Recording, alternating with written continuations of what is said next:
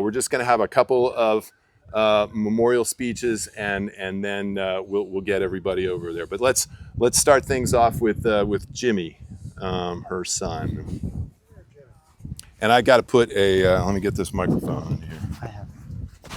Oh, you got one? Is do. that connected too? Okay, great. Yeah. So I wanted to repeat what Tony said about the welcome to everybody. So glad you could come. It means so much to us that you could come up. I wanted to mention also that the casket is made of pecan wood. It's very appropriate. I just wanted to share a few memories about my mom. From the perspective of an imp, I am the imp. When I was a little kid, I did a lot of things that deserved punishment or deserved what I got. The first thing was when we lived at 600 Highland in College Station. I remember the taste of soap. And it was like, what did I say? What word did I utter that deserved that? I'm sure I uttered some word that deserved getting my mouth washed out with soap. But that was the first impish act that, that I did something, so she washed my mouth out with soap. A few years later, I remember my cousin Lee and I were spies. And we had elaborate plans to defeat the enemy. And we were working hard on this. And then we had to take naps. And so we were in Estes Park, Colorado. And we were at a family reunion in Estes Park, Colorado. And I had to take this nap after, all our spying activity. And then when I woke up from the nap, my mom wasn't there. I thought she had abandoned me. Where is she? Of course, she's the most loving mother there could be. And I woke up from the nap and I walked out. Where's my mom? Now, my dad had an innumerable number of sisters. And they had these dimples, and they were very big and loud. And one of these innumerable sisters of my dad, said, I said, where's my mom? And they said, down that trail next to the pond. And so I set off on a journey. And I think it was about 20 miles. And then I got there, and there were my other innumerable number of aunts with dimpled chins. And my mom was there, and she welcomed me in her arms, and I was reunited. It was probably about 3 minutes and about 20 yards away, but that's my memory, So a couple of years later, we had moved to 1004 Village Drive in College Station, and at this point, my impishness came out because I think I was 6, and I was the biggest kid on the block. And I'm not a big guy, but happened to be the oldest kid. And so I was the bully. And I did a lot of impish things. I had a magnifying glass that I burned up lizards and little critters. And, I walked around all summer with just cut off jeans and nothing else on, and just, impish little kid. And my mom would holler for dinner and take good care of us. And but then I used my karate chops on some neighborhood girl and knocked her down. And that was not a nice thing to do. And so my mom had some dealing to do with me and the neighbor parents of the little girl. It was like, oh, thank you, Mom. So she dealt with all kinds of impishness and was the most amazing mother anybody could ask for. I think I'll wrap it up there. I do want to say she thought I was funny. nobody else laughs at my jokes, but she always laughs at my jokes. And I'm going to miss that. That's it.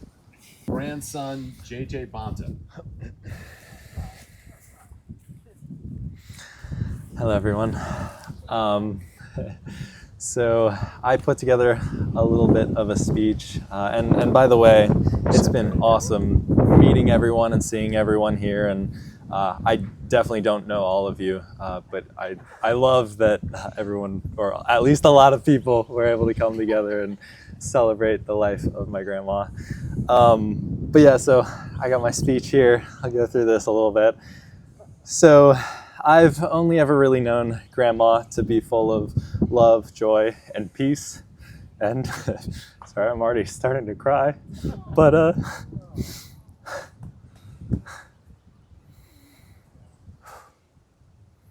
so I remember how I was always in awe to explore Grandma and Grandma's motorhome, even though I know that motorhomes are so much smaller than houses are, and there's much less to explore. It was still awesome every time I got to explore their motorhome. And for whatever reason, I distinctly remember hanging out with Grandma in the motorhome, and Grandpa, but sometime before I was 10, playing with a bunch of little animal toys. And I don't remember every detail. That was one of my most special childhood memories. And Grandma and Grandpa were both there with me. My gosh. So, according to my mom, there was a small drawer, plastic animals, and cars, and us grandkids would always play with those cars and toys, and I know that she had those there for us, and it was just one of the little and many plentiful reasons that I know that Grandma loved us so much.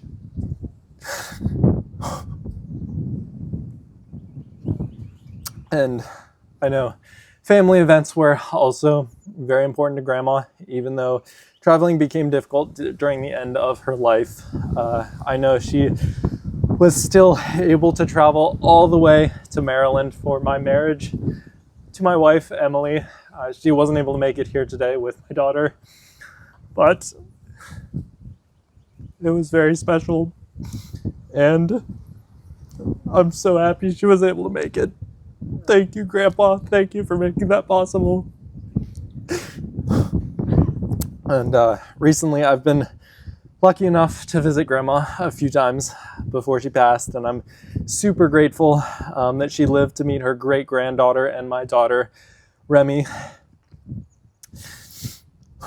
And my mom, I know she always tells me when she watches Remy on Wednesdays, Grandma would brighten up every time to talk with Remy and hear her babbling right back to her. And I've loved seeing and hearing about her reactions to all the calls that she's had with all of her family, and especially Remy, and the media that I've been able to share with her of Remy. And what feels like a day ago, my mom told me how Grandma was awake in the middle of the night watching one of Remy's videos, and just, I'm sure she was smiling and filled with joy. And I hope meeting Remy, holding her, talking to her, and watching all those videos and having calls with her filled her with so much joy that she was able to spread with everyone else. And I am so confident that Grandma will rest in peace, knowing that her family will help share the kind of love, joy, and peace that she was able to share with everyone else. Thank you.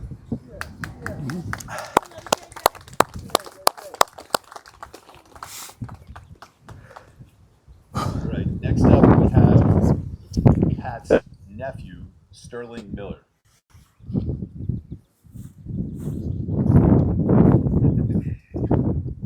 Thanks, Tony. Well, hello, everyone. Jimmy kind of mentioned something a little while ago that made me remember something that happened up in our Colorado trip. You may have been a little young at the time, but I remember all those aunts with the dimples and the uncles and so forth decided that they were going to go for a walk. And so what did they do with all the kids? So where's Charlie? Charles and Joyce and I took all the little kids fishing. So I think I was 8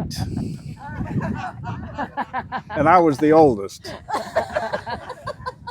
Let's just say that the fish were safe that day. There was no question about it. The fish were safe. But anyway, you might have been just a little bit too young to have been out there with us. So that's probably why you were taking a nap at that time. But anyway.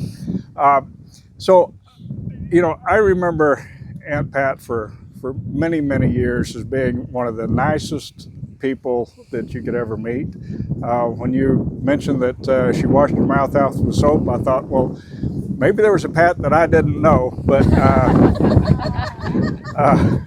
my experience with her was she was one of the nicest, sweetest people that you could ever meet. She was never loud and boisterous. She was just always somebody that you could depend on, and she seemed to be somebody that was ever faithful. And all you have to do is look at her kids and her grandkids to see just what a wonderful person she had to have been to them, and certainly to Winfield. She will certainly be missed, but all my experiences with her, she was just a wonderful, loving person, and she will be missed. Thank you, sir. Thank you. And we'll wrap things up here with her son, Brian, and then we're going to kind of move over to Thanks, Tony. I'd like to share a couple short anecdotes that I think really illustrate my mom's personality and values. Right. Move the mic up. So to set the scene, my mom was always kind, loving, permissive, and non-judgmental with her kids. We pretty much did what we wanted. Today would be considered free-range kids. I honestly can't remember her criticizing or pushing us much at all, except for 2 times. It's sometime around 1970, and I'm in 1st or 2nd grade. We're heading out on a family trip, and we stop at a gas station in a predominantly black neighborhood in College Station. As we're sitting in the car, a black classmate of mine notices me and smiles and waves. Now, I'm just a clueless, shy little kid whose main goal in life is not to be noticed. So I do what feels safest to me, and I pretend I didn't see him. My mom has none of it. Brian, are you stuck up? I was stunned and mortified. It was as if my mild-mannered mother had suddenly reared up like Zeus and struck me with a thunderbolt. She simply couldn't stand the thought of one of her kids not being kind to someone. Fast forward about 12 years, I'm an uptight college freshman taking chemistry. The class is hard, but I'm especially stressed about the weekly labs. About that time, my Uncle Bruce passes away. He's somewhere around here. And his funeral is scheduled on the same day as one of my labs. I panic. If I miss the lab, can I make it up? If I do, can I even finish the lab without a lab partner? So I make a decision. Again, seemingly I make a decision. I skip the funeral to protect my academic career. Afterwards, my mom, again, seemingly out of character, lets me have it. How could you not go? Your dad just lost his brother. You should have been there to support him.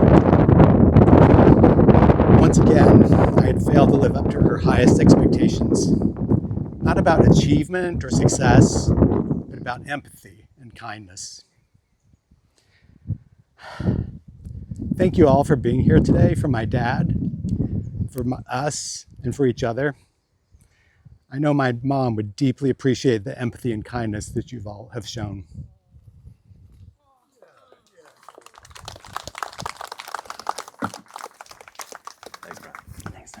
Thanks. Okay, so we definitely encourage everyone to share more stories of Pat as we gather over there. We're going to turn this off for now, and again, thank you all for coming so much.